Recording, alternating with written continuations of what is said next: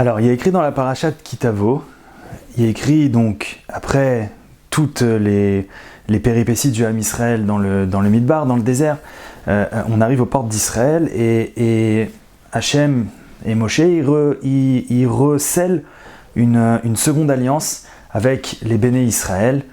Et on connaît, pour ceux qui ont lu la parashat Kitavo, en tout cas je vous invite à le faire, que Hachem il dit, si vous faites les mitzvot, alors tout va bien se passer. Hachem il dit, si vous vous écartez des mitzvot, alors là-bas il y a dans parashat Kitavo toutes les malédictions qui glacent le sang et qui font frissonner, tellement qu'il y a des choses dures qui ont été écrites là-bas. Et très étonnamment, Hachem il nous dit, sache que tout ce que j'ai écrit là-bas, c'est arrivé, donc toutes les malédictions qui sont arrivées parce que tu n'as pas respecté la Torah et les mitzvot, sont arrivées. Alors là, on s'attend à ce qu'Hachem dise, parce que tu t'es écarté de la Torah, des mitzvot, parce que tu n'as pas assez étudié, parce que tu as fait du mal à ton prochain, parce que tu n'as pas respecté mes Shabbatot, parce que... Voilà. Et qu'est-ce qu'il y a écrit là-bas dans la Torah? Hachem il nous dit, parce que tu n'as pas servi Hachem, ton Dieu, avec joie. Une grosse question. Quel est le rapport entre la joie et tout ça? Le Harizal, le Hari Akadosh, il a dit que tous les niveaux qu'il a atteints, et Dieu sait combien il a atteint des niveaux importants, il les a atteints grâce à la joie qu'il avait quand il servait Dieu. Pareil, même question, très étonnant. Qu'est-ce que ça vient faire ton lien avec Hachem et la joie? Quel est le lien entre les deux? Le Zohar Akadosh, il nous dit que Hachem, il a en haine, Hachem déteste la tristesse. Pareil, quel rapport? On sait très bien, on connaît tous l'enseignement de Rabbi Nachman de Breslev qui dit Mitzvah Gdola Liot Besimcha Tamid. C'est une très grande mitzvah d'être tout le temps, toujours, constamment joyeux. Alors, on va essayer de s'intéresser à ça et de savoir finalement quel est le lien entre ça et ça, et pourquoi Hachem, au moment où il nous dit tout ça c'est arrivé parce que, et il nous dit tu ne m'as pas servi, tu n'as pas fait ton service divin dans la joie. Quel est le lien? On va essayer d'expliquer ça à Bezrat Hachem. Alors, il faut savoir que en réalité, la joie, c'est pas quelque chose comme ça parmi les autres, si tu veux pas, bon, un truc accessoire au service divin. Il faut savoir que le service divin, c'est la joie. Il faut savoir que le judaïsme, c'est la joie. La Torah, c'est la joie. Les mitzvot, c'est la joie. Ton lien avec Hachem, c'est la joie. Et c'est pour ça que c'est si important et que ça apparaît ici comme point central dans la Torah, dans le Hari Akadosh, dans le Zohar. Pourquoi? Parce que, en réalité, il faut savoir que on a tous besoin d'avoir du plaisir. L'homme est un drogué de plaisir. Maintenant, il y a deux solutions. Soit tu tires ton plaisir de ton service divin, soit tu tires ton plaisir d'autre chose. Mais ce qui est sûr, c'est que si tu tires pas ton plaisir de ton service divin, de toutes les façons, tu seras obligé d'aller en chercher ailleurs. Et c'est ça le secret qu'Hachem est en train de nous dire. Que tout ça c'est arrivé parce que tu ne m'as pas servi dans la joie. Parce que quand tu sers Hachem dans la joie, tu es joyeux de ton service divin, alors tu n'as pas besoin d'aller chercher autre chose. On a tous une Neshama en nous et notre Neshama elle nous fait ressentir que quand on est joyeux dans notre service divin, on n'a pas besoin d'être joyeux d'autre chose. Et chacun à l'intérieur de nous, on préfère être joyeux du service divin que d'être joyeux des bêtises qui traînent dans ce monde-là, évidemment. Et donc c'est quand il y a un manque de joie dans le service divin que tu vas chercher du plaisir autre part. Mais il faut savoir qu'un homme qui tire du plaisir, qui est joyeux de son service divin, il n'a besoin de rien d'autre dans sa vie. Il n'a pas besoin d'aller chercher du plaisir dans autre chose. Et c'est ce qui est écrit quand on dit le schéma, on dit Shema Israël Hashem Elokeinu Hashem Echad, Baruch Hashem Kadmon Olam Vaed. Et Hachem, la première chose qu'on dit, Ve'ahavta et Hachem Elokecha, Bechol Levavcha, Bechol Nafshecha, Ufchol Meodecha. Tu aimeras Hachem, ton Dieu, de tout ton cœur, de toute ton âme, de tout ton corps, de tous tes moyens. C'est le premier ordre qu'Hachem il te donne. Il te dit, sers-moi de tout ton cœur. Ça veut dire quoi, sers-moi de tout ton cœur? Ça veut dire, sois heureux dans ton service. Tu dois atteindre ça. Tu dois arriver à ce niveau-là. Alors comment arriver à ce niveau-là? Alors, il y a plusieurs facettes qui permettent d'arriver à ce niveau-là, mais il faut savoir que la joie vient de la Emouna. La joie vient de la Emouna.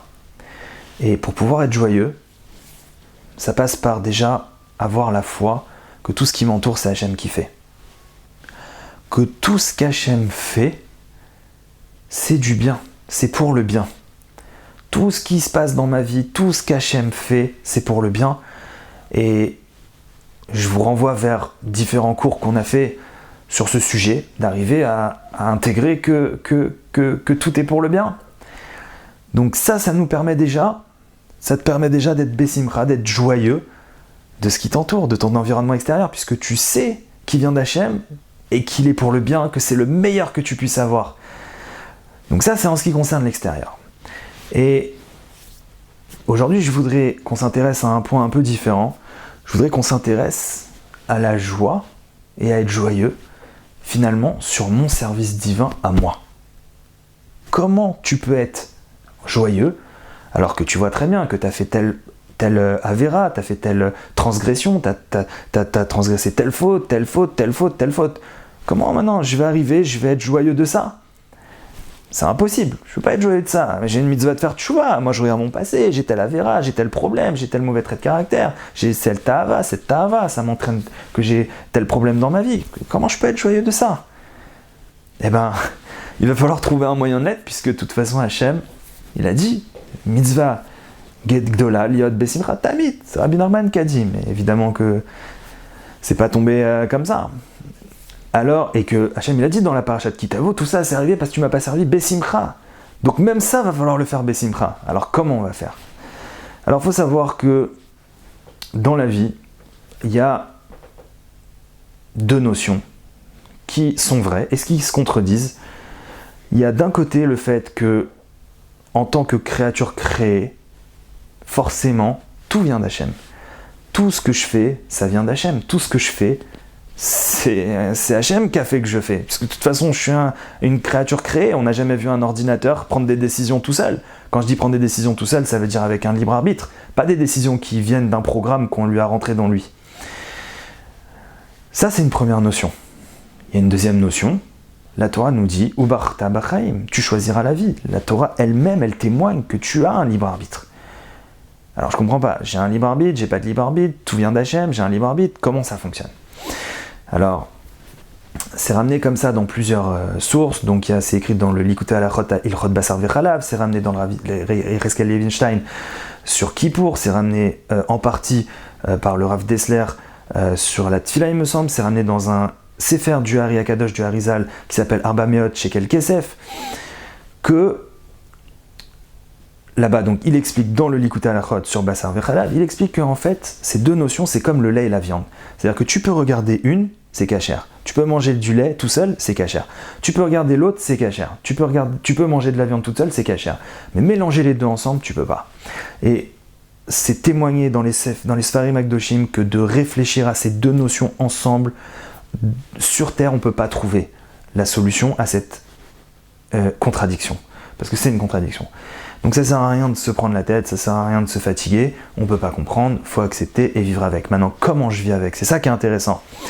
Alors tout simplement, en réalité, tout ce qui va être de mon passé, j'ai pas de libre arbitre dessus, j'ai pas de libre arbitre sur le passé, je peux pas revenir en arrière et faire que ce matin je me suis levé plus tôt et je suis arrivé plus tôt à la synagogue et j'ai pu faire, je sais pas, un mikvé, je peux pas faire ça.